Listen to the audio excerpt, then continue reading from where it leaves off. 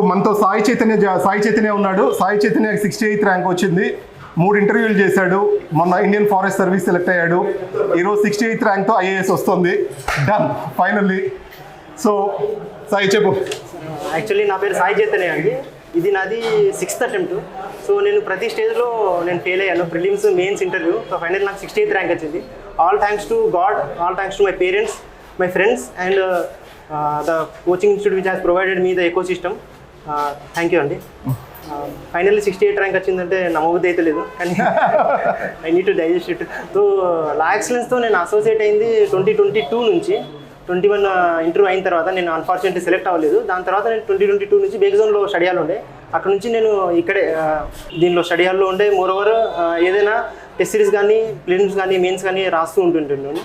ఇంకా moreover mentors కూడా with in a span of minutes కానీ వాళ్ళు యాక్సెసిబిలిటీ కానీ చాలా ఉండేది. ఈవెన్ ఎప్పుడైనా డౌట్ వచ్చినప్పుడు రామబాబు సార్ కానీ ఉండేటోళ్ళు.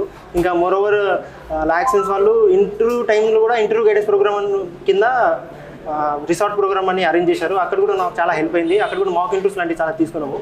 So last year interview marks ఎన్ని చైతన్య? సార్ నేను 21లో 157 సార్, 22లో 176, 23లో ఫారెస్ట్లో ఇచ్చాను సార్, అది 190. సో ప్రతి టైము మార్క్స్ పెరుగుతూ ఉన్నాయి తనవి. Very good. So Chaitanya, congratulations again.